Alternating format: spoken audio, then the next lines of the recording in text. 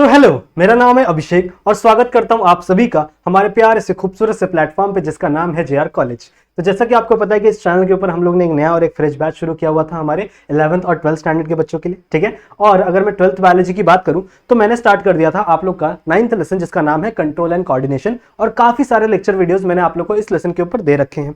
I hope ये वाला जो लेक्चर वीडियो है ये लास्ट लेक्चर वीडियो होगा इस लेसन के ऊपर, सही है। इसके बाद हम लोग अपना 10th लेसन स्टार्ट करे वाले, सही बात है, ठीक है। लास्ट लेक्चर में क्या देखा था हम लोग ने, एड्रीनल ग्लैंड शुरू किया था हम लोग ने, सही है। और एड्रीनल ग्लैंड के जो कॉर्टेक्स वाला पार्ट था उसके कुछ हार्मोन्स की बातें करना हम लोग ने लास्ट वाले लेक्चर से शुरू किया था, सही है। तो आज हम लोग एड्रीनल ग्लैंड को खत्म करेंगे, कॉर्टेक्स के एक दो हार्मोन बचे हुए उनका नाम जानेंगे, उसके बाद जो आपका मेडुला वाला पार्ट है उसके कुछ हार्मोन्स के बारे में पढ़ेंगे, उसके बाद आपका पेनक्रियास जो कि आज लेक्चर वीडियो का नाम भी है, ठीक है, आपका पेनक्रियास, और उसके साथ साथ में हमारा गोनाडोट्रोपिन के साथ साथ इस लेक्चर को हम लोग एंड करने वाले हैं, सही बात है, ठीक है। सो इन तीन हार्मोन्स को, तीन ग्लैंड्स को आज हम लोग खत्म करेंगे इस लेक्चर वीडियो में, सही बात है, ठीक है। तो चलो स्टार्ट करते हैं आज का लेक्चर वीडियो स्टार्ट करने से पहले एक बार आपको बता दूं कि अगर आप लोग ने अभी तक हमारा एप्लीकेशन डाउनलोड नहीं किया है जेआर ट्यूटोरियल्स का तो इसे जरूर से डाउनलोड कर लेना प्ले स्टोर के ऊपर जाकर, सही बात है, फ्री ऑफ कॉस्ट एप्लीकेशन है, इसे डाउनलोड करके अपने फोन में लॉग इन करके रख लेना, काफी हेल्पफुल होगा आप लोग के लिए। और तो और अगर आपको कोई डाउट होता है, मुझसे कोई बातें करनी है, ठीक है, तो आप लोग कनेक्ट हो सकते हो मेरे इंस्टाग्राम पे, यहाँ पे मैंने अपनी इंस्टाग्राम की आईडी मेंशन की हुई है, चलेगा। तो चलो स्टार्ट करते हैं बच्चों आज का ये वीडियो। देखो हम लोग ने एड्रीनल ग्लैंड शुरू किया हुआ था। एड्रीनल ग्लैंड मैंने आपको बताया था, इसका लोकेशन बताया था, कहां पे होता है इसका लोकेशन, आपकी बॉडी में जो किडनी प्रेजेंट होती है, ठीक है, आपके बॉडी के लेटरल साइड में, बैक साइड में जो किडनी प्रेजेंट होती है उसके सर के ऊपर रखा हुआ होता है ये ग्लैंड, जिसे हम लोग क्या बोलते हैं, एड्रीनल ग्लैंड। इसका स्ट्रक्चर मैंने आपको बताया था, तो कुछ ऐसा ट्रायंगुलर शेप होता है, सही है, ऐसे कुछ ट्रायंगुलर शेप में इसका स्ट्रक्चर होता है, सही है। फिर मैंने आपको बताया था बच्चों कि ये जो एड्रीनल ग्लैंड है, ये जो ट्रायंगुलर शेप है, ये दो पार्ट में डिवाइडेड होता है, सही है। देखो ये दो पार्ट में डिवाइडेड होता है। जो बाहर वाला पार्ट है इसे हम लोग कहते थे इट इज अ कॉर्टेक्स, सही है। ये वाला जो बाहर वाला पार्ट था ये आपका कॉर्टेक्स कहलाता है, और जो अंदर वाला पार्ट है ये आपका मेड्यूला कहलाता है, सही बात है, ठीक है। थोड़ा अच्छे से लिख देते हैं, मेड्यूला, सही बात है, ठीक है। तो ये आपका मेड्यूला कहलाएगा, ये आपका कॉर्टेक्स कहलाएगा। इसे हम लोग एड्रीनल कॉर्टेक्स भी कहते हैं और एड्रीनल मेड्यूला भी कहते हैं, सही बात है। फिर मैंने आपको बताया था कि ये जो कॉर्टेक्स है बच्चों ये तीन पार्ट में डिवाइडेड था, सही बात है। ये जो आपका कॉर्टेक्स था ये टोटल तीन पार्ट में डिवाइडेड था। जो सबसे फर्स्ट वाला पार्ट था वो एकदम पतली सी मेम्ब्रेन थी, सही है। उसके बाद यहाँ पे सेकंड मेम्ब्रेन एकदम छोटी चौड़ी सी थी, और यहाँ पे थर्ड मेम्ब्रेन एक और पतली सी मेम्ब्रेन थी, सही है। तो इसका मतलब आपका जो कॉर्टेक्स था वो तीन पार्ट में डिवाइडेड था, सही बात है। फिर मैंने आपको बताया था कि जो फर्स्ट वाला पार्ट है वहां से कुछ ग्रुप ऑफ हॉर्मोन्स निकलते हैं, उसे हम लोग मिनरेलोकॉर्टिकॉइड बोलते हैं, मिनरेलोकॉर्टिकॉइड, कॉर्टिकॉइड, सही बात है, ठीक है। फिर जो सेकंड वाला जो मोटी सी मेम्ब्रेन थी इस पे से जो हार्मोन्स निकलते थे इसे हम लोग ग्लूकोकॉर्टिकॉइड बोलते थे, so it is a glucocorticoid, ठीक है। कॉर्टिकॉइड क्यों बोल रहे हैं, बिकॉज ये आपके एड्रिनल ग्लैंड के कॉर्टेक्स से निकल रहा है, ये पूरा एरिया कॉर्टेक्स है ना, सही है। तो ये जो पहले वाले से एरिया से जो ग्रुप ऑफ हार्मोन्स निकल रहे हैं इसे हम लोग क्या कह रहे हैं, इट इज अ मिनरेलोकॉर्टिकॉइड, सही है। फिर जो सेकंड वाला पार्ट है इससे जो ग्रुप ऑफ हार्मोन्स निकल रहे हैं इसे हम लोग कहते थे इट इज अ ग्लूकोकॉर्टिकॉइड। और जो थर्ड वाला एरिया है जो एकदम छोटा सा पतला सा एरिया है इससे जो ग्रुप ऑफ हार्मोन्स निकलते हैं बच्चों इन्हें हम लोग कहते हैं androgen, these are the androgen. और जिस भी बच्चे ने मेरे साथ सेकंड लेसन पढ़ा है उसे पता होगा कि एंड्रोजन क्या है, androgen is the mail sex hormone, सही है। अब देखो आप लोगों को यहां समझ में आ रहा होगा कि मेल सेक्स हार्मोन आपके एड्रीनल ग्लैंड से भी निकलता है, सही बात है। देखो मैंने आपको बताया था कि जब आपका टेस्टिस एक मैच्योर स्टेट में होता है, जब उसके ऊपर एक हार्मोन आके एक्ट करता है जिसका नाम है एलएच, तभी वो आगे चल के टेस्टोस्टेरोन बनाना शुरू करता है और तब जाकर उसके बॉडी के अंदर मेल सेक्स हार्मोन आते हैं। बट जब तक उसका टेस्टिस मैच्योर नहीं है तब तक उसको कहां से मेल सेक्स हार्मोन मिलेंगे, तब आपका काम आता है एड्रीनल ग्लैंड, सही बात है। तो उस टाइम पे आपका एड्रीनल ग्लैंड क्या बनाता है, एंड्रोजन बनाता है, सही बात है, ठीक है। फिर आपका जो ग्लूकोकॉर्टिकॉइड था इसका जो मेजर हार्मोन था मैंने आपको बताया था cortisol, cortisol is the major hormone of your glucocorticoid, सही बात है। 70-80% आपके ग्लूकोकॉर्टिकॉइड में कौन सा हार्मोन प्रेजेंट होगा? That is cortisol. सही है, कॉर्टिसोल की बात की हुई है हम लोग ने। Cortisol is known as stress hormone. जब आपकी बॉडी के अंदर कोई भी स्ट्रेसफुल कंडीशन होती है तब वहां पे कॉर्टिसोल रिलीज होता है। सही है, और स्ट्रेस का मतलब सिर्फ मेंटल स्ट्रेस से मेरे मतलब नहीं है, जैसे भैया मेरे को बहुत ज्यादा टेंशन है, एग्जाम आ रहा है, उस स्ट्रेस की बात नहीं कर रहा हूं। आपके बॉडी के लिए बहुत सारे स्ट्रेस फैक्टर हो सकते हैं। जैसे मान लो किसी पर्सन ने फास्ट रख लिया है काफी दिन का, जैसे हमारे कल्चर में होता है ना, 9 दिन का व्रत रखते हैं हम लोग नवरात्रि में। सही है, तो 9 दिन का व्रत रखा है, इसका मतलब आपके बॉडी के अंदर 9 दिन तक कोई भी कार्बोहाइड्रेट नहीं जा रहा, कोई भी प्रोटीन नहीं जा रहा, तो आपकी बॉडी को कोई भी हम लोग बोल सकते हैं कार्बोहाइड्रेट ग्लूकोज के कोई सोर्स ही नहीं मिल रहे। सही बात है, तो उस टाइम पे वो कंडीशन भी आपकी बॉडी के लिए एक स्ट्रेसफुल कंडीशन है। सही बात है, या फिर आप बहुत ज्यादा एक्सरसाइज करने लगे हो, वो भी आपकी बॉडी के लिए स्ट्रेसफुल कंडीशन है। या फिर किसी पर्सन का एक्सीडेंट हो गया जिसके बॉडी से बहुत ज्यादा ब्लड लॉस हो रहा है, वो भी बॉडी के लिए स्ट्रेसफुल कंडीशन ही है। मतलब आप एक नॉर्मल स्टेट में बैठे हो, अभी आप नॉर्मल स्टेट में बैठे हो, सही बात है, अभी आप लेक्चर देख रहे हो मेरा आराम से, ये नॉर्मल स्टेट है। लेकिन जब भी आप अपने नॉर्मल स्टेट से बाहर निकलोगे, आपकी बॉडी जब एक हम लोग बोल सकते हैं ना कि एक नॉर्मल कंडीशन में जाती है, अब नॉर्मल कंडीशन में जाती है, उसे हम लोग क्या कह सकते हैं? It is a stressful condition for your body. और ऐसे कंडीशन पे आपकी बॉडी से एक हार्मोन निकलता है, that is nothing but your cortisol. सही है, कॉर्टिसोल का फंक्शन क्या है? मैंने आपको बताया था, कॉर्टिसोल ज्यादातर उसका एक ही फंक्शन है कि वो आपके ब्लड के अंदर ग्लूकोज लेवल को बढ़ा देगा। ठीक है, आपके ब्लड के अंदर जितना भी ग्लूकोज का लेवल है उसे इंक्रीज कर देगा। सही बात है, ताकि जितने भी सेल्स हैं उनको एनर्जी मिल सके। सही है, एनर्जी कहां से मिलती है भैया? ग्लूकोज और ऑक्सीजन जब एक साथ रिएक्ट करते हैं तभी आगे चल के एटीपी का फॉर्मेशन होता है ना। तो आपकी बॉडी के अंदर ग्लूकोज का लेवल बढ़ा देता है, जिसकी वजह से आपके सेल्स को एनर्जी मिल पाती है। सही बात है, फिर मैंने आपको बताया था कि आपके ब्लड प्रेशर बढ़ा देता है, आपके ब्लड का प्रेशर बढ़ा देता है। सही है, बिकॉज अब देखो ग्लूकोज तो बहुत सारे हो गए, पर हर सेल तक उसे जल्दी पहुंचाना है, जिसकी वजह से ब्लड प्रेशर बढ़ जा रहा है। आपका जो बॉडी है वो आपका जो हार्ट है वो बहुत जल्दी बीट कर रहा है, जिसकी वजह से स्ट्रोक वॉल्यूम बढ़ जा रहा है, आपके हार्ट का आउटपुट बढ़ जा रहा है। सही है, तो बहुत सारी बातें कॉर्टिसोल के बारे में आप लोगों को बताई हुई है। सही है, अभी हम लोग कॉर्टिसोल की बात नहीं करेंगे। अभी मेरे को बच्चों आपको मिनरेलोकॉर्टिकॉइड और एंड्रोजन के बारे में कुछ बताना है। मिनरेलोकॉर्टिकॉइड एक ग्रुप ऑफ हार्मोन है, जिसमें से एक मेजर हार्मोन होता है बच्चों अल्डोस्टेरॉन। अल्डोस्टेरॉन, ठीक है, इसकी बात हम लोग यहां पे करते हैं। आज इसके लिए अलग सा मैंने चार्ट बनाया हुआ है। तो एड्रिनल कॉर्टेक्स से 3 प्रकार के हार्मोन निकलते हैं, मैंने आपको बताया, एक मिनरेलोकॉर्टिकॉइड, एक ग्लूकोकॉर्टिकॉइड और एक आपका एंड्रोजन। मिनरेलोकॉर्टिकॉइड से एक हार्मोन निकलता है बच्चों, दैट इज अल्डोस्टेरॉन। अब अल्डोस्टेरॉन का क्या फंक्शन है आपके बॉडी के अंदर? देखो ध्यान से सुनो, अल्डोस्टेरॉन का सेम फंक्शन होता है एज लाइक एडीएच। एडीएच का नाम सुना है? सुना होगा। एडीएच को वैसोप्रेसिन भी कहते हैं, अब याद आ गया होगा आप लोग को। सही है, इसके पिछले वाले लेक्चर्स में मैंने कुछ बताया ना वैसोप्रेसिन के बारे में। क्या होता है? आपके पोस्टीरियर पिट्यूटरी से रिलीज होता है वैसोप्रेसिन।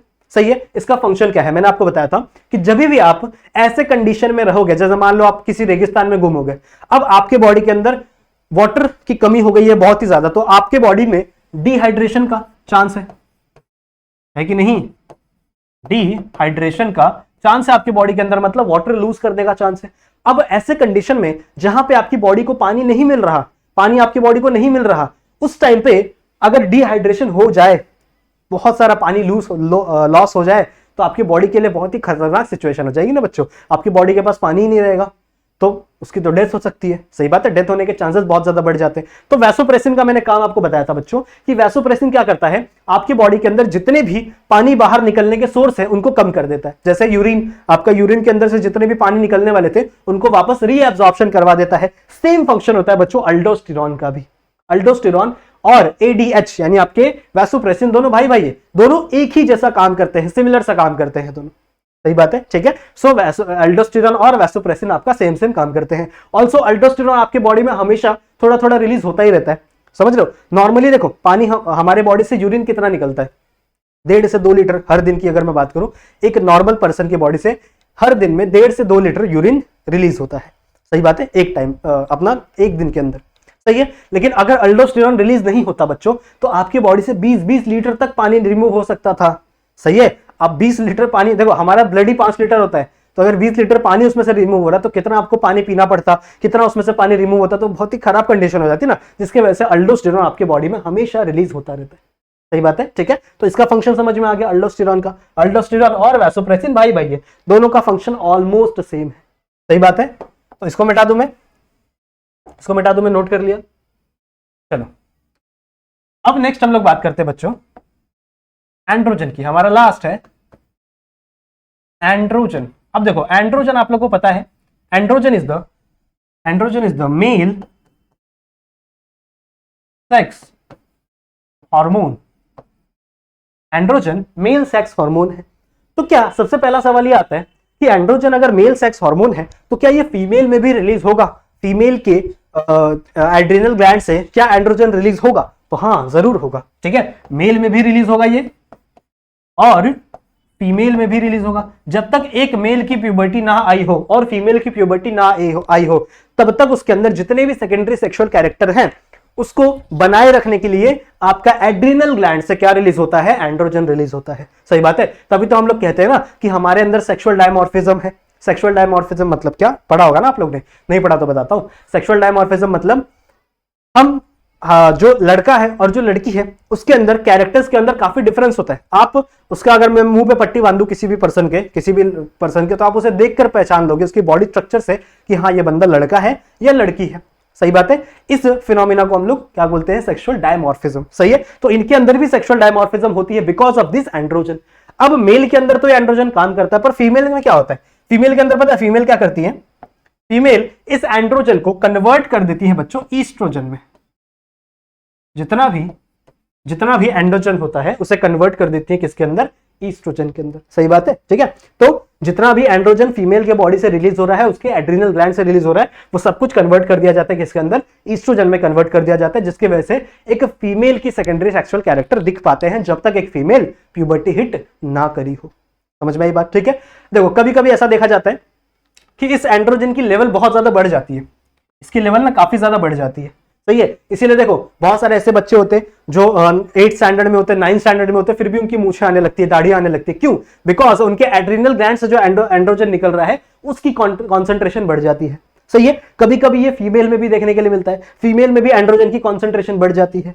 सही बात है, ठीक है। सो एंड्रोजन समझ में आ गया, it is a male sex hormone. Male में भी रिलीज होगा, फीमेल में भी रिलीज होगा। फीमेल क्या करेंगी? इसे कन्वर्ट कर लेंगे किसके अंदर? ईस्ट्रोजन के अंदर, और उसे अपने तरीके से यूज करेंगी।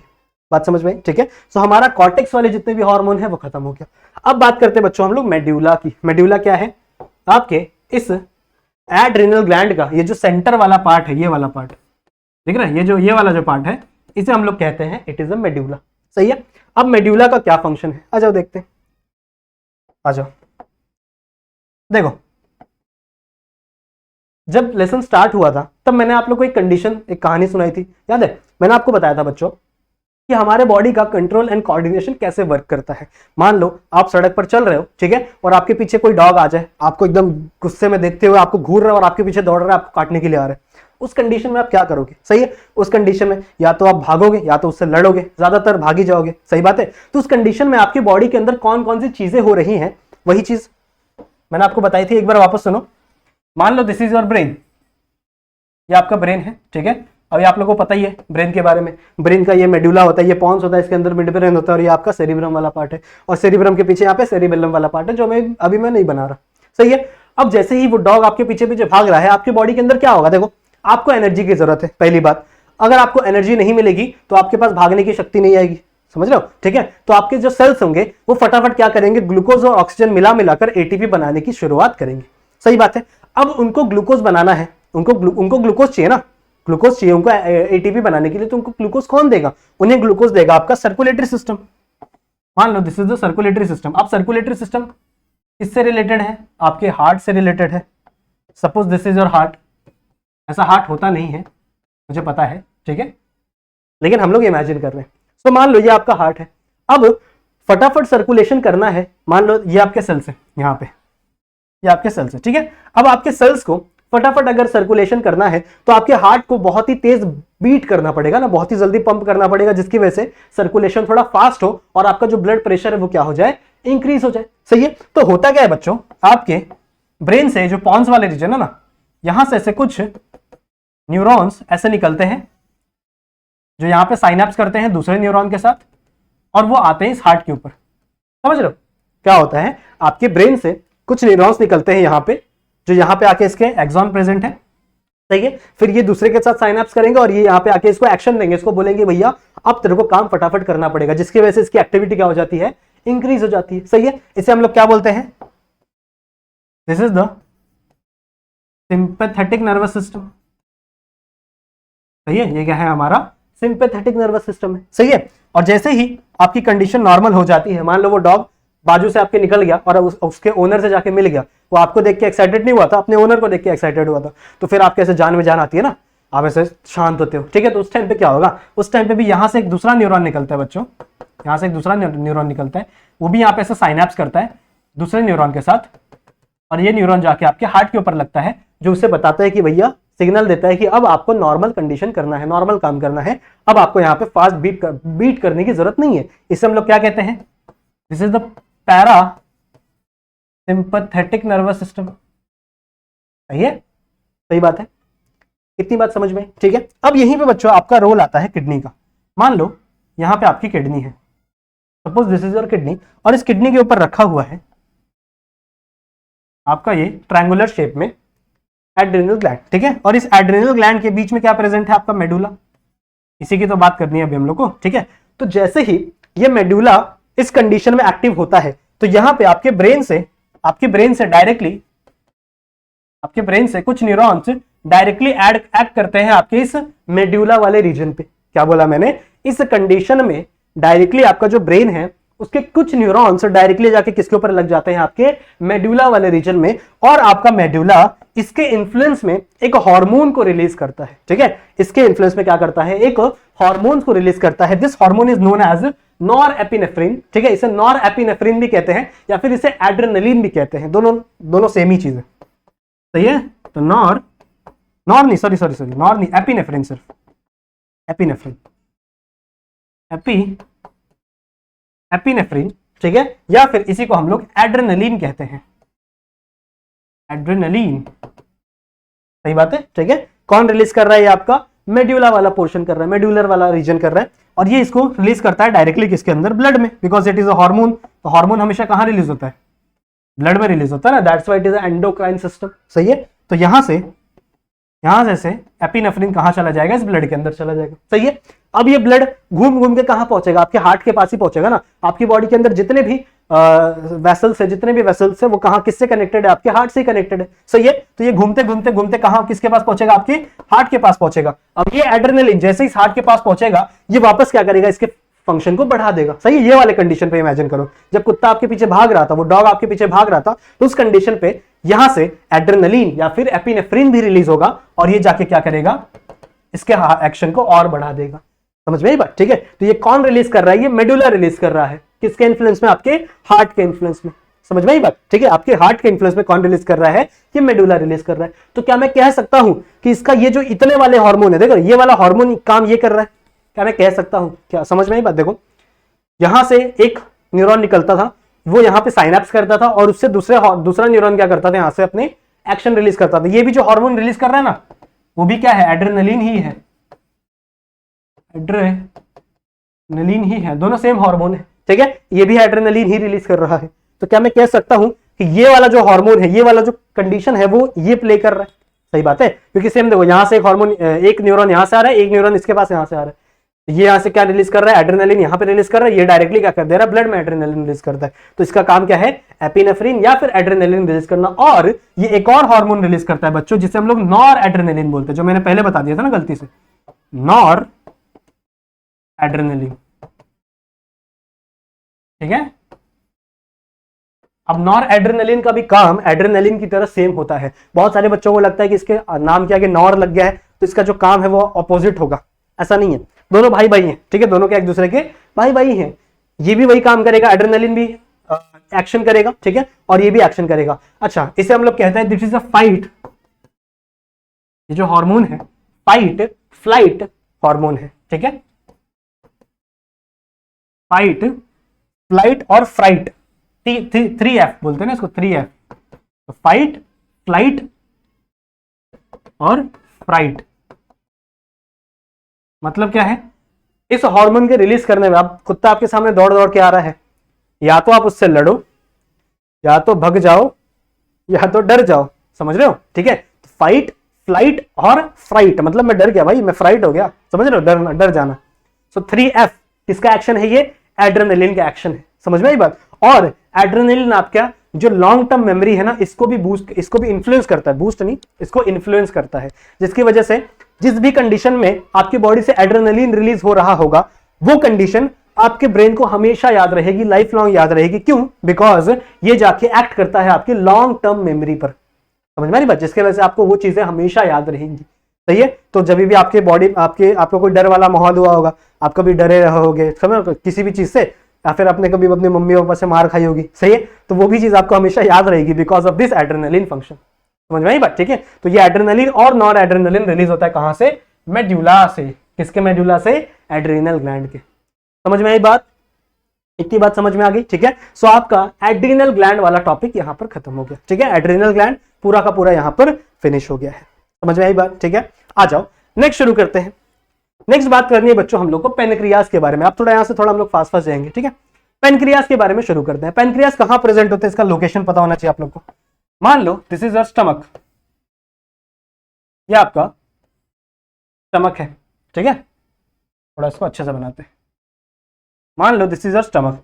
जब आपका स्टमक ऐसे नीचे जाता है और यहां से क्या शुरू होता है, स्मॉल इंटेस्टाइन, ऐसे पता होगा ना आप लोग, यहां से ऐसे स्मॉल इंटेस्टाइन शुरू होता है, ठीक है। तो आपके आपका स्टमक और स्मॉल इंटेस्टाइन के बीच में ही यहाँ पे एक लीफ जैसे स्ट्रक्चर में एक ऑर्गन प्रेजेंट होता है, यहाँ पे ऐसे, ये मैंने कुछ ज्यादा ही बड़ा बना दिया पर छोटा सा होता है वो, ऐसे लीफ लाइक का स्ट्रक्चर होता है, जिसे हम लोग क्या कहते हैं, दिस इज द पेनक्रियास।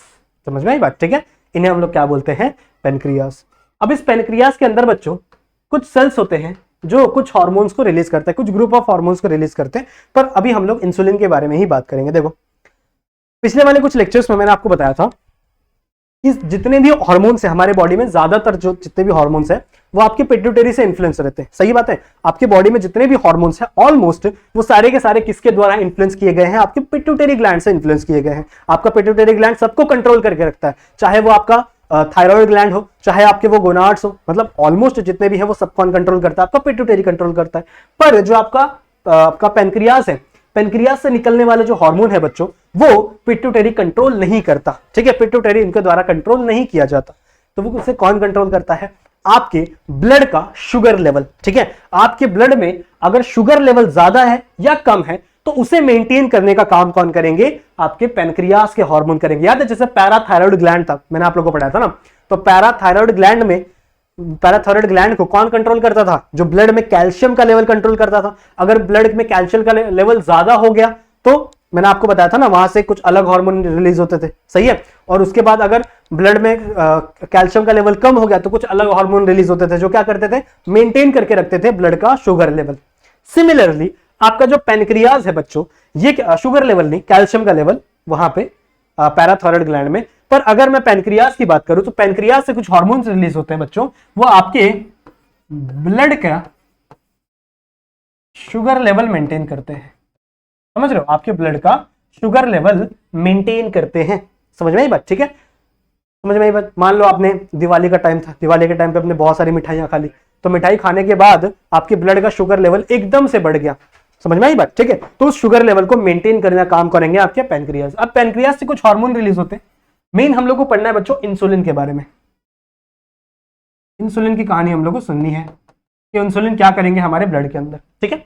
सबसे पहले हम लोग बात कंडीशन लेते हैं कि मान लो आपने बहुत सारा मिठाई खाई, ठीक है, दिवाली का टाइम था, आपने बहुत मिठाइयां खाई और जिसकी वजह से आपका जो ब्लड का शुगर लेवल था वो बहुत ही ज्यादा इंक्रीज हो गया, सही है। तो देखो यहाँ पे for example this is your blood vessel, ठीक है।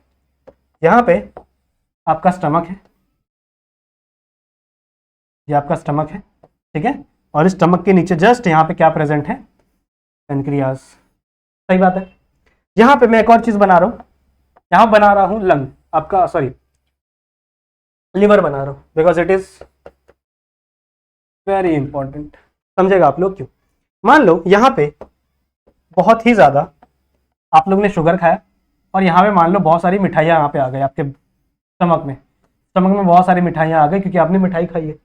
अब क्या होगा, डाइजेशन प्रोसेस शुरू करेगा आपका स्टमक, ठीक है। और जितने भी ग्लूकोज होंगे, जितने भी ग्लूकोज का लेवल होगा, शुगर का लेवल होगा, वो क्या कर लेगा, ये एब्जॉर्ब करेगा, यहां से एब्जॉर्ब करेगा और इसको ट्रांसफर कर देगा किसके अंदर, सीधा ब्लड के अंदर, इसके अंदर ट्रांसफर कर देगा ब्लड के अंदर। यही काम होता है ना आपके डाइजेस्टिव सिस्टम का। आपके डाइजेस्टिव सिस्टम का सिंपल सा रोल है कि जो भी चीजें, जो भी न्यूट्रिटिव चीजें हम लोग एब्जॉर्ब कर रहे हैं आपका स्टमक से, वो सारा का सारा कहां डाल दिया जाए, आपके ब्लड के अंदर डाल दिया जाए। क्यों डाल रहा है ब्लड, क्योंकि ब्लड इसको लेकर कहां जाएगा, आपके सेल्स तक जाएगा और सेल्स को ग्लूकोज देगा। अब सेल्स को यहां से ग्लूकोज मिल जाएगा, आपके रेस्पिरेटरी सिस्टम से ऑक्सीजन मिल जाएगा, जो आगे चलकर क्या बनाएगा, एटीपी का फॉर्मेशन करेगा, सही है। तो इसमें जितना भी ग्लूकोज था वो सब किसके अंदर डाल दिया गया है, इस ब्लड के अंदर डाल दिया गया, सही है। तो आपके ब्लड का ग्लूकोज का लेवल यानी शुगर का लेवल काफी ज्यादा हाई हो गया है। इस कंडीशन में एक हार्मोन रिलीज होगा जिसे हम लोग क्या कह रहे हैं, इंसुलिन, ठीक है, जिसे हम लोग क्या कह रहे हैं, इंसुलिन। इंसुलिन रिलीज होगा बच्चों। अब इंसुलिन का फंक्शन क्या है, ज्यादातर जो ग्लूकोज है बच्चों वो कन्वर्ट कर देगा ग्लाइकोजन में। जो भी आपका इंसुलिन है ना, ये इसे कन्वर्ट कर देगा किसके अंदर, ग्लाइकोजन में कन्वर्ट कर देगा, सही है। और इस ग्लाइकोजन को स्टोर कर दिया जाएगा आपके लिवर के अंदर, सही बात है। तो जितना भी आपकी बॉडी का ग्लाइकोजन होता है वो कहां पे स्टोर होता है, आपके लिवर के अंदर स्टोर होता है, समझ लो। दैट्स व्हाई लिवर बहुत इंपॉर्टेंट सोर्स है आपके ग्लूकोज का। जब भी ग्लूकोज की जरूरत पड़ेगी आपको, तो ये इंसुलिन जाएगा किसके पास, ग्लाइकोजन के पास, सही है। ग्लाइकोजन क्या होता है, देखो ग्लाइकोजन एक पॉलीमर की तरह, पॉलीमर पढ़ा होगा ना आप लोग ने। पॉलीमर क्या होता है, छोटी छोटी चीजों से जुड़कर एक लंबी सी चेन बन जाती है, उसे हम लोग पॉलीमर कहते हैं। और जो छोटे छोटे चीजें हैं जिससे वो जोड़ के बना हुआ है उसे हम लोग मोनोमर कहते हैं, सही है। पॉलीमर पढ़ा होगा ना आप लोग ने, ठीक है। तो जो ग्लाइकोजन है it is just like a polymer, जो कि किससे जुड़ के बना हुआ है, आपके ग्लूकोज के मॉलिक्यूल से। सो बहुत सारे ग्लूकोज के मॉलिक्यूल है वो जुड़ जुड़कर क्या बना रहे हैं, आपका ग्लाइकोजन का फॉर्मेशन कर रहे हैं, सही बात है। तो आपका जो इंसुलिन है बच्चों, इस इंसुलिन, ठीक है, ये क्या करेगा, आपके इस ग्लूकोज को पकड़ पकड़ के किसमें कन्वर्ट कर देगा, ग्लाइकोजन में। और ये ग्लाइकोजन कहां स्टोर हो जाएगा, आपके लिवर के अंदर, सही बात है, ठीक है। सो इसकी वजह से आपका जो ब्लड का शुगर लेवल है वो क्या हो जाएगा, कम हो जाएगा, ठीक है। आपके ब्लड का शुगर लेवल क्या हो गया, कम हो गया। बात समझ में आ रही है। ये एक कंडीशन हो गई। अब मान लो आपने मिठाई खाने वाला कंडीशन भूल जाओ। अब मान लो, तो मिटा देते हैं। अब मान लो आपने फास्ट रख लिया, ठीक है, आपने व्रत रख लिया है और आप कुछ खा ही नहीं रहे हो, निर्जला उपवास रख लिया, पानी भी नहीं पी रहे हो। अब आपकी बॉडी को ग्लूकोज नहीं मिल रहा, पर आपकी बॉडी को एनर्जी तो चाहिए ना, आपके बॉडी को काम करना है, हिलना है, चलना है, तो हर चीज के लिए एनर्जी की जरूरत पड़ती है। आप कुछ सोच रहे हो उसके लिए भी एनर्जी की जरूरत पड़ती है, आप ये पेन उठा रहे हो उसके लिए भी एनर्जी की जरूरत पड़ रही है, सही है। तो एनर्जी की जरूरत तो है हमारे बॉडी को, सही बात है। अब आप कुछ खा ही नहीं रहे, आपने निर्जला उपवास रख लिया है, आप बोल रहे हो कि नहीं यार, जब तक मेरी डिमांड पूरी नहीं होगी, या जब तक मेरी कुछ भी समझ लो, जब तक मेरी जो भी विश है वो पूरी नहीं होगी तब तक मैं उपवास करूंगा भगवान का। तो इसकी वजह से आपके स्टमक के अंदर अब कोई ग्लूकोज नहीं है, ठीक है, आपके स्टमक के अंदर कोई ग्लूकोज नहीं है, लेकिन अभी भी आपके बॉडी को ग्लूकोज की जरूरत है। तो इस कंडीशन में आपके ब्लड के अंदर ग्लूकोज है क्या, नहीं। तो मतलब आपके ब्लड का जो ग्लूकोज का लेवल है वो क्या हो चुका है, कम हो चुका है, जो मैंने यहाँ पे बनाया हुआ है ऑलरेडी, ठीक है। आपके ब्लड में ग्लूकोज का लेवल क्या हो चुका है, कम हो चुका है। अब कम होने के बाद इंसुलिन क्या करेगा, इंसुलिन सबसे पहले जाएगा बच्चों ग्लाइकोजन के पास और ग्लाइकोजन को तोड़ेगा। क्या करेगा बच्चों, ग्लाइकोजन को तोड़ेगा और तोड़ तोड़ के किसके अंदर डाल देगा, वो ब्लड के अंदर डाल देगा। समझ रहे हो, इस चीज को क्या कहते हैं हम लोग, इसको हम लोग कहते हैं बच्चों ग्लूकेनोलाइसिस, ठीक है। इसे हम लोग क्या बोलते हैं, ग्लूकेनोलाइसिस। समझ में आ रही बात, मतलब क्या है, आपके ग्लूकोज को तोड़ा जा रहा है, लाइसिस किया जा रहा है, ब्रेक डाउन किया जा रहा है, जिसकी वजह से वो किसमें कन्वर्ट हो रहा है, वापस ग्लूकोज में कन्वर्ट हो रहा है। कभी कभी ऐसा होता है कि आपके आप समझ लो ग्लूकोज, ग्लाइकोजन भी खत्म हो गया, आपने इतना फास्ट किया है, आप तपस्या में लग गए हो मान लो कोई, और आप 1 महीने से उठ ही नहीं रहे हो, 1 महीना तो ज्यादा बोल दिया मैंने, ठीक है, मान लो 2 वीक से उठ ही नहीं रहे हो। अब आपके बॉडी का ग्लाइकोजन भी खत्म हो गया। अब क्या करेगी बॉडी, अब बॉडी क्या करेगी, लिपिड को पकड़ेगी, समझ रहे हो, लिपिड को पकड़ेगी और लिपिड को कन्वर्ट करवाएगी किसके अंदर, ग्लूकोज के अंदर, सही है। समझ में आ रही बात, इसको हम लोग क्या बोलते हैं, it is a lipolysis. Lipolysis मतलब क्या, लाइपोलाइसिस मतलब क्या, लिपिड का ब्रेकडाउन। लिपिड को जब तोड़ा जाता है छोटे छोटे पार्ट में तो इट इज अ लिपोलाइसिस। समझ में आ रही बात, ठीक है। सो लिपोलाइसिस करके इसे ग्लूकोज में कन्वर्ट किया जाता है। अब मान लो एकदम एक्सट्रीम कंडीशन हो रही है, आपकी बॉडी से लिपिड भी खत्म होने वाला है। जब एकदम एक्सट्रीम कंडीशन हो जाती है तब आपके बॉडी से प्रोटीन टूटता है बच्चों। देखो प्रोटीन टूट रहा है अगर आपकी बॉडी में और वो ग्लूकोज में कन्वर्ट हो रहा है तो ये बहुत ही, ये कोई अच्छा संकेत नहीं है। ये बहुत ही बुरा संकेत है, समझ रहे हो, क्योंकि protein are the building blocks of our body, हमारे बॉडी के बिल्डिंग ब्लॉक्स हैं।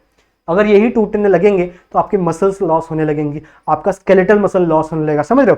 तो लास्ट स्टेप क्या होता है, आपका प्रोटीन टूटने लगता है, जिसे हम लोग क्या कहते हैं, इट इज अ प्रोटोलाइसिस, प्रोटियोलाइसिस या फिर प्रोटोलाइसिस कुछ तो बोलते हैं, ठीक है। और इन दोनों स्टेप को कंबाइनली बच्चों हम लोग कहते हैं इट इज अ ग्लूकोनियोजेनेसिस, समझ रहे हो, ग्लूकोनियोजेनेसिस, नियो मतलब क्या, नया, समझ रहे हो। तो कोई नए ही अलग अलग तरीके से क्या बनाया जा रहा है, ग्लूकोज बनाया जा रहा है, जिसकी वजह से आपके ब्लड का ग्लूकोज लेवल मेंटेन रह सके।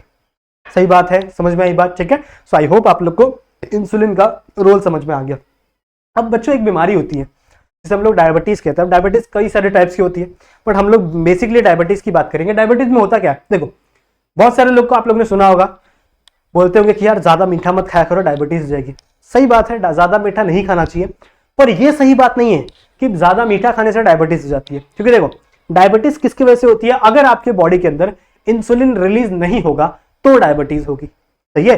अगर आपकी बॉडी के अंदर प्रॉपर इंसुलिन रिलीज हो रहा है, आपकी बॉडी नॉर्मल फंक्शन कर रही है, तो आप कितना भी मीठा खा लो, वैसे मीठा हमारे बॉडी के लिए अच्छा नहीं होता, पर आप कितना भी मीठा खा लो आपकी बॉडी के अंदर इंसुलिन रिलीज होगा और आपकी बॉडी सब कुछ झेल लेगी। लेकिन अगर आपकी बॉडी के अंदर इंसुलिन नहीं बन रहा तो आप थोड़ा सा भी मीठा खाओगे ना, आपकी बॉडी का ब्लड शुगर लेवल एकदम बढ़ जाएगा और आपके लिए हम लोग बोल सकते हैं बीपी लो हो जाता है, हमारा बीपी लो हो जाएगा, चक्कर आने लगेगा, ऐसे बहुत सारी कंडीशन हो जाती है बिकॉज ऑफ द डायबिटीज। तो डायबिटीज में ये होता है, इंसुलिन का प्रोडक्शन नहीं होता। तो इस कंडीशन में क्या किया जाता है, डॉक्टर द्वारा इंसुलिन के कुछ इंजेक्शन लगाए जाते हैं, ठीक है, इंसुलिन के इंजेक्शन लगाए जाते हैं।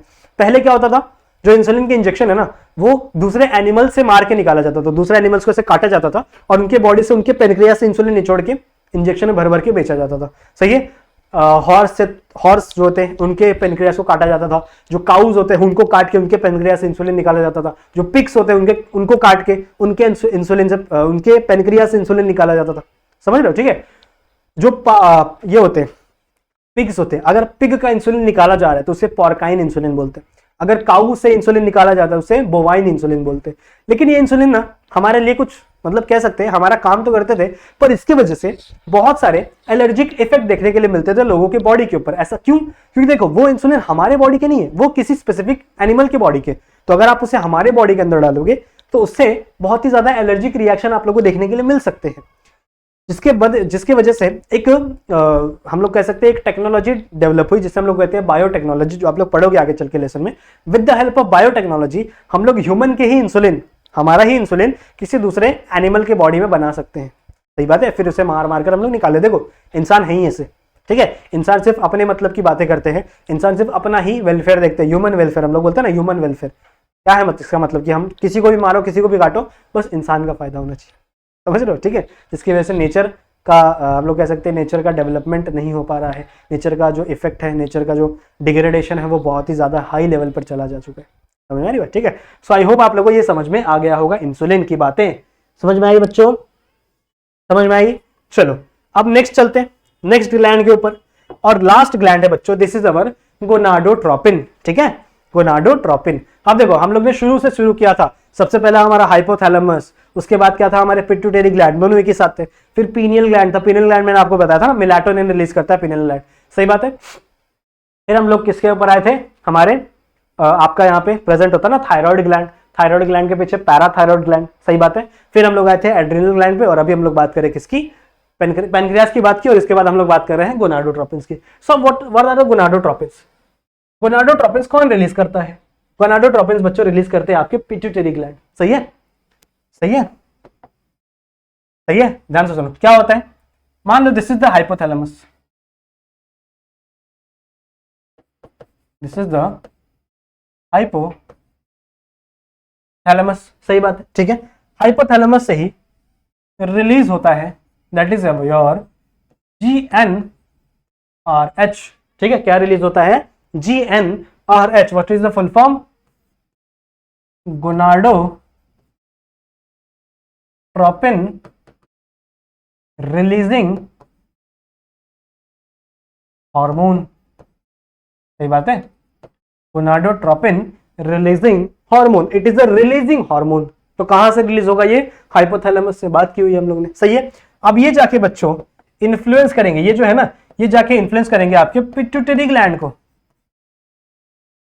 पिट्यूटरी ग्लैंड को इन्फ्लुएंस करेंगे, सही है, जिसकी वजह से आपका पिट्यूटरी ग्लैंड दो हार्मोन को रिलीज करता है, ठीक है। इनके इन्फ्लुएंस में आपका जो पिट्यूटरी ग्लैंड है वो दो हार्मोन्स को रिलीज करता है, एक है LH and the another one is FSH, ठीक है। दो हार्मोन है पिट्यूटरी ग्लैंड से रिलीज होता है, एक LH और एक FSH। किसके इन्फ्लुएंस में रिलीज हो रहा है ये, गोनाडोट्रोपिन रिलीजिंग हार्मोन। सबसे पहले आपका हाइपोथैलेमस, हाइपोथैलेमस ने क्या रिलीज किया, गोनाडोट्रोपिन रिलीजिंग हार्मोन रिलीज किया, सही बात है। वो जाके किसके ऊपर एक्ट करेगा, पिट्यूटरी ग्लैंड के ऊपर एक्ट करेगा। तो इसके इन्फ्लुएंस में आपका जो पिट्यूटरी ग्लैंड है वो दो हार्मोन को रिलीज करेगा बच्चों, एक है आपका LH और एक है आपका FSH। What is the full form, FSH का फुल फॉर्म होता है बच्चों फॉलिकल स्टिमुलेटिंग हार्मोन, सही है। FSH का फुल फॉर्म क्या होता है, it is a follicle stimulating hormone. समझ में आई बात, फॉलिकल स्टिमुलेटिंग हार्मोन, देखो इसके नाम से बहुत सारी चीजें पता चलेंगी हम लोग को, सही है। और LH का नाम है ल्यूटिनाइजिंग हार्मोन, सही बात है, सही बात है, ठीक है। सो दो नाम हम लोग ने पढ़ लिया, इन दोनों को ही मिलाकर, इन दोनों को ही कलेक्टिवली क्या कहा जाता है, गोनाडोट्रोपिन, ठीक है। तो इन दोनों को ही LH और FSH को ही मिलाकर क्या कहा जाता है, gonadotropin. So these both are consider as gonadotropin, clear है, ठीक है। तो ये दोनों कंसिडर करते हैं हम लोग गोनाडोट्रोपिन में। अब इसका काम क्या, देखो इसके जो नाम रखे हुए हैं ना बच्चों, luteinizing hormone, follicle stimulating hormone, बताता हूं मैं तुम लोग को। आ जाओ यहाँ पे, आ जाओ, एक नया पेज लेते हैं अपन, एक नया पेज लेते हैं, ठीक है। यहां पे लिखते हैं अपन FSH, what is the full form, follicle stimulating hormone, सही बात है, फॉलिकल स्टिमुलेटिंग हार्मोन। और एक है आपका बच्चों LH, that is luteinizing hormone, सही बात है, सही बात है, ठीक है। दो हार्मोन है, दोनों को कलेक्टिवली अगर दोनों को प्लस कर दो आप, मतलब प्लस तो नहीं कर सकते, दोनों को ऐड तो नहीं कर सकते, बट दोनों को कलेक्टिवली हम लोग क्या बोलते हैं, गोनाडोट्रोपिन, सही है। दोनों को एक साथ हम लोग क्या बोलते हैं, इट इज अ गोनाडोट्रोपिन। अब ये कब रिलीज होते हैं, पहली बात ये हमेशा आपके बॉडी से नहीं रिलीज होते, जब आप पैदा हुए हो तभी आपके बॉडी से गोनाडोट्रोपिन रिलीज हो रहा है क्या, नहीं। जो आपका हाइपोथैलेमस है ये GnRH कब रिलीज करेगा, ये तब रिलीज करेगा बच्चों जब एक बच्चा या लड़की 13 to 14 ईयर ओल्ड की होगी, समझ रहे हो, जब वो 13 से 14 साल की होगी या फिर 13 से 14 साल का होगा वो बच्चा या बच्ची, तब उसके बॉडी से ये हाइपोथैलेमस ये GnRH रिलीज करना शुरू करता है। मतलब हम लोग कह सकते हैं कि जब भी एक बच्चे की प्यूबर्टी हिट करती है, हम लोग कह सकते हैं ना, जब उस बच्चे की बच्चों प्यूबर्टी हिट करती है, समझ लो कब हिट करेगी वो, 13 से 14 साल के अंदर, उस टाइम पे आपका हाइपोथैलेमस क्या रिलीज करेगा, GnRH, that is nothing but your gonadotropin releasing hormone. ये GnRH जाके लगेगा किस पे, पिट्यूटरी ग्लैंड पे लगेगा, सही बात है। ये पिट्यूटरी ग्लैंड इसके इन्फ्लुएंस में क्या रिलीज करेगा, दो हार्मोन, एक है LH और एक है FSH, दोनों को एक साथ क्या कहा जाता है, गोनाडोट्रोपिन कहा जाता है, सही बात है। LH का फुल फॉर्म क्या है, ल्यूटिनाइजिंग हार्मोन, और FSH का फुल फॉर्म क्या है, फॉलिकल स्टिमुलेटिंग हार्मोन, सही है। कब रिलीज होंगे ये, जब एक बच्चा या बच्ची प्यूबर्टी हिट करेगी, समझ रहे हो, ठीक है। जब उसकी प्यूबर्टी हिट होगी उसी टाइम पे वो लोग ये हार्मोन्स को रिलीज करेंगे, सही बात है। आ जाओ,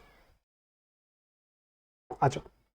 अब इसके जो नाम रखे हुए हैं बच्चों, इस हार्मोन के जो नाम रखे हुए हैं ना, ये काफी ज्यादा हम लोग कह सकते हैं ये फीमेल ओरिएंटेशन नाम है, ठीक है। फीमेल ओरिएंटेड मतलब जो आपका फीमेल का रिप्रोडक्टिव सिस्टम होता है उसके ओरिएंटेड नेम है, क्योंकि फीमेल्स के ओवरी के अंदर ही फॉलिकल मिलता है, और फीमेल्स की जब मेंस्ट्रुअल साइकिल चलती है तो उसके अंदर ही ल्यूटिनाइजिंग स्टेप होता है, जिसे हम लोग ल्यूटियल फेज बोलते हैं। मैंने आप लोगों को मेंस्ट्रुअल साइकिल पढ़ाई है, अगर आप लोगों ने मेरे लेक्चर देखे हैं सेकंड लेसन के, सही है। सेकंड लेसन में मैंने आप लोगों को मेंस्ट्रुअल साइकिल बहुत ही डीप में पढ़ाई थी कि क्या क्या होता है, कौन कौन सी चीजें होती है, कौन कौन से फेज होते हैं। मेंस्ट्रुअल फेज होता है आपका हम लोग कहते हैं प्रोलिफेरेटिंग फेज होता है और ल्यूटियल फेज होता है, सही है। तो ल्यूटियल फेज के टाइम पे LH हार्मोन वहां पे रिलीज होता है। पर आपका ये जो LH हार्मोन है ये मेल में भी एक्ट करता है, सही है। आपका जो LH हार्मोन है ये मेल के टेस्टिस पे भी एक्ट करता है और टेस्टिस में एक सेल होता है जिसको हम लोग बोलते हैं इंटरस्टिशियल सेल, ठीक है। मान लो मैंने यहाँ पे एक टेस्टिस बनाया है, ठीक है, मैं एक स्ट्रक्चर बना रहा हूं। आप लोगों को पता है स्क्रोटम होता है, ऐसे ऐसे स्क्रोटम होता है, ठीक है। स्क्रोटम एक पाउच लाइक ऑर्गन है और पाउच लाइक ऑर्गन में से 2 टेस्टिस पड़ा होता है, सही है। तो अभी मैं सिर्फ टेस्टिस को ही बना रहा हूं। For example this is the testis of a male, सही बात है। अब इस टेस्टिस में यहाँ पे क्या प्रेजेंट होते हैं, कुछ कंपार्टमेंट प्रेजेंट होते हैं जिसे हम लोग क्या बोलते हैं, मैंने आप लोगों को पढ़ाया ना ये सब, ठीक है। उसके बाद मान लो इसके अंदर लोब्यूल प्रेजेंट होते हैं, ठीक है। अब मान लो मैं ये एक लोब्यूल बनाया हूं, इट इज अ लोब्यूल, सही बात है। इस लोब्यूल के अंदर 2 ऐसे स्ट्रक्चर प्रेजेंट होते हैं जिसे हम लोग क्या बोलते हैं, seminiferous tubule. This is the seminiferous tubule, this is also seminiferous tubule, सही है। और सेमिनिफेरस ट्यूब्यूल के बाजू बाजू में यहां पे ऐसे कुछ सेल्स प्रेजेंट होते हैं। These cells are known as interstitial cell. Interstitial cell, ठीक है। What is mean by interstitial? Interstitial आप लोग ने मूवी देखी होगी इंटरस्टेलर, बहुत अच्छी मूवी थी ना, ठीक है।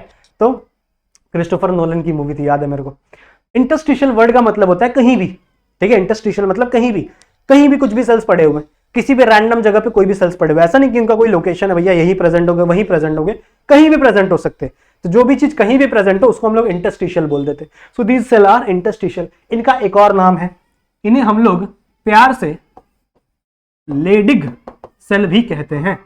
इन्हें हम लोग प्यार से क्या बुलाते हैं, लेडिग सेल बुलाते हैं, सही बात है। अब देखो ध्यान से सुनो, आपका ये जो LH है ये LH जाकर इस इंटरस्टिशियल सेल पर एक्ट करता है। ये जो LH है ये जाकर किस पे एक्ट करता है, इंटरस्टिशियल सेल पे एक्ट करता है ना। इसका जो नाम है ल्यूटिनाइजिंग हार्मोन, ये किसके द्वारा, ये तो फीमेल रिप्रोडक्टिव सिस्टम के हिसाब से रखा गया है, पर ये मेल में भी तो एक्ट कर रहा है, मेल पे भी तो एक्ट कर रहा है। तो इसको ना यार बुरा लग जाता है, इसको बोलता है कि यार गलत बात है यार, ये तो बहुत गलत बात है कि यार मैं मेल पे भी एक्ट कर रहा हूँ पर मेरा नाम ये लोग फीमेल रिप्रोडक्टिव सिस्टम के हिसाब से रखे हुए। तो हम लोग बोलते हैं भाई तो टेंशन मत ले, तेरे को हम लोग एक और नाम देंगे, ठीक है। तो इस हार्मोन का एक और नाम रखा गया है, कहाँ लिखे, यही नीचे लिख देते हैं। इस हार्मोन का बच्चों एक और नाम दिया गया है, इसका नाम है बच्चों ICSH, ठीक है। इसका पूरा नाम क्या है, ICSH। What is the full form? Full form is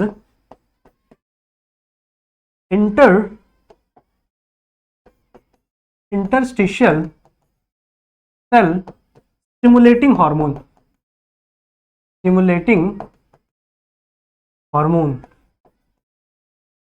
क्या बोला मैंने, समझा? देखो मैंने आपको बताया, फंक्शन समझाया। LH जाकर किस पे एक्ट कर रहा है, किसको स्टिमुलेट कर रहा है, आपके इंटरस्टिशियल सेल को स्टिमुलेट कर रहा है। दैट्स व्हाई इसको एक और नाम दे दिया गया है। What is that name? It is a interstitial cell stimulating hormone. देखो नाम से इसका मतलब पता चल जा रहा है, नाम से इसका मतलब क्या है कि ये इंटरस्टिशियल सेल को जाकर स्टिमुलेट करेगा। किसको स्टिमुलेट करेगा? ये इंटरस्टिशियल सेल को जाकर स्टिमुलेट करेगा। सो इसका नाम हम लोग ने दे दिया, it is a interstitial cell stimulating hormone. और जैसे ये इसके ऊपर लगता है, यहां से एक बहुत ही इंपॉर्टेंट हार्मोन रिलीज होता है जो मेल के लिए बहुत जरूरी है, जो मैं स्टार से दिखा रहा हूं। What is this star called? This is the testosterone. समझ में आई बात? टेस्टोस्टेरोन रिलीज होने लगता है in the influence of LH। समझ में आई बात? इतनी क्लियर है? अच्छा, अब आप बोलोगे कि सर FSH एक्ट नहीं होता क्या मेल के अंदर? मेल के अंदर भी FSH का भी रोल है, देखो FSH का भी रोल है, पर इसका नाम हम लोग चेंज नहीं करेंगे। इसको यार छोड़ो, इसका नाम पहले से बड़ा नाम है ना, तो इसको कोई फर्क नहीं पड़ता, ठीक है। अब देखो यहां पे कुछ टेस्टोस्टेरॉन रिलीज होता है और कहां जाता है? इस सेमिनिफेरस ट्यूब्यूल में जाता है। यहां से कुछ टेस्टोस्टेरॉन रिलीज होकर कहां जाता है? सेमिनिफेरस ट्यूब्यूल में।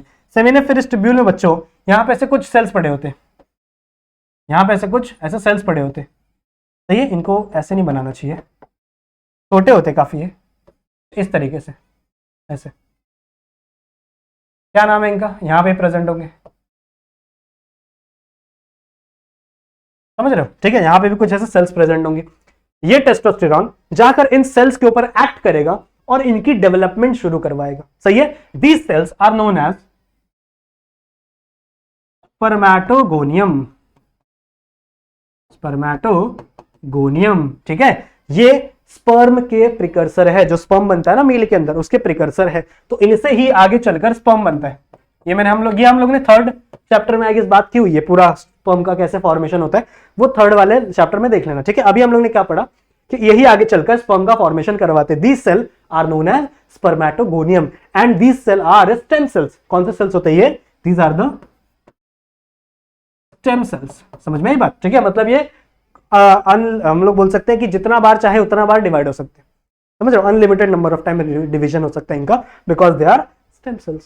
समझ में आई बात? ठीक है, अब जैसे इनका डेवलपमेंट शुरू होता है ना, तो डेवलपमेंट के टाइम पे ये एफएसएच आके इसके ऊपर एक्ट करता है और इनको डेवलप करने में मदद करता है। समझ में आई बात? ठीक है, तो इनके डेवलपमेंट में एफएसएच का रोल है, सही है, पर इसको स्टिमुलेट करने का रोल किसका है? दैट इज आपके एलएच का। समझ में आई बात? ठीक है, सो एलएच का रोल है इसको स्टिमुलेट करने का। समझ में आई बात? ठीक है, तो आपको समझ में आ गया मेल में एफएसएच और एलएच का क्या रोल है। सही है, अब फीमेल का समझते हैं। आ जाओ, फीमेल में सेम चीज लिख दो यहाँ पे, एफएसएच और एलएच। इसका फुल फॉर्म अब नहीं लिख रहा हूं, फुल फॉर्म पहले से बता दिया था ना। अब मान लो यहां पे मैंने फीमेल की ओवरी बनाई है, this is the ovary of female. सही है, अब इस ओवरी में बच्चों यहां पे कुछ ऐसे फॉलिकल्स पड़े होते हैं, ऐसे यहां पे ऐसे कुछ फॉलिकल्स पड़े होते हैं, बहुत सारे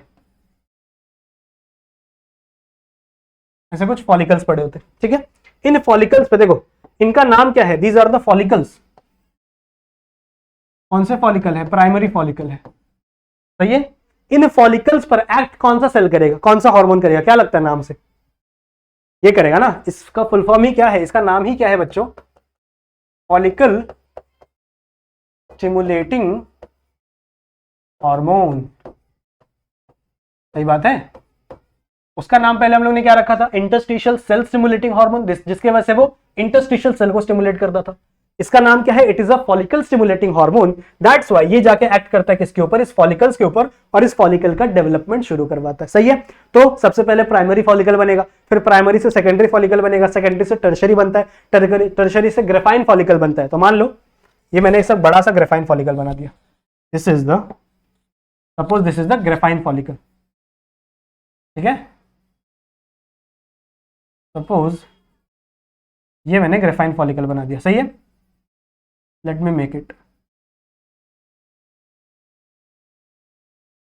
ओके, ज्यादा बड़ा बना दिया था मैंने, कोई बात नहीं। चलो, तो ये अपना बन गया ग्रेफाइन फॉलिकल। अब इस ग्रेफाइन फॉलिकल के अंदर हमारा oocyte होता है, फीमेल का oocyte होता है, मतलब आपका एग सेल। तो यहाँ पे इस फीमेल का क्या है? oocyte। Suppose this is the oocyte। सही है, and this is the graphene follicle, graphene या फिर ग्रेफियन फॉलिकल, जो भी आप बोल लो। समझ में आई बात? ठीक है, फॉलिकल। ठीक है, follicle, this is the graphene follicle. जैसे ही ग्रेफाइन फॉलिकल होगा उसके ऊपर कौन एक्ट करेगा? एलएच। उस टाइम पे एलएच एक्ट करता है बच्चों, जिसे हम लोग ल्यूटिनाइजिंग हार्मोन बोलते थे ना। तो जब इसके ऊपर एक्ट करता है तो यहाँ पे करता है वो एलएच सर्ज, मतलब एलएच का लेवल बहुत ज्यादा बढ़ जाता है, जिसकी वजह से ये ग्रेफाइन फॉलिकल फट जाता है। समझ रहे हो? मान लो ये जो ग्रेफाइन फॉलिकल है ना, ये साइड साइड से फट जाएगा, ऐसा ये फट जाएगा। समझ रहे हो? और इसके अंदर से कौन रिलीज होगा? इसके अंदर से आपका ये वाला जो oocyte है ये यहां से रिलीज हो जाएगा। आपका जो oocyte है वो यहां से अलग से रिलीज हो जाएगा। समझ रहे हो? फिर ये जाता है आपके फेलोपियन ट्यूब में जाएगा, फेलोपियन ट्यूब में ऐसे एम्प्यूला में जाके बैठ जाएगा। सही है, किसकी वेट करेगा? ये वेट करेगा स्पर्म्स की। अगर यहाँ पे स्पर्म आया, इसको फर्टिलाइज किया तो एम्ब्रियो बनेगा, एम्ब्रियो से आगे चल के बेबी बनेगा।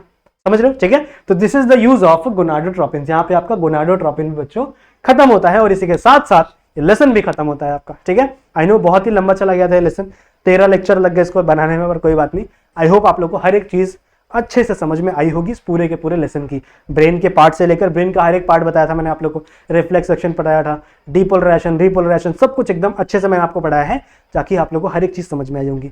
अगर पिछले लेक्चर्स नहीं देखे हैं तो देख जरूर से लेंगे आप लोग, सही बात है। ठीक है, और आने वाले लेक्चर्स के लिए क्या करेंगे आप लोग? हमारा जो बेल सब्सक्राइब वाला बटन है उसे टैप करेंगे, उसे दबाएंगे, क्लिक करेंगे, और हमारा जो बेल आइकन है उसे भी ऑल पे सेट करेंगे, ताकि जैसे ही हम कोई भी वीडियो अपलोड करें उसकी नोटिफिकेशन आपको आपके फोन पर मिलती रहे। क्लियर है? ठीक है, इस वीडियो को लाइक करना बिल्कुल भी ना भूलें।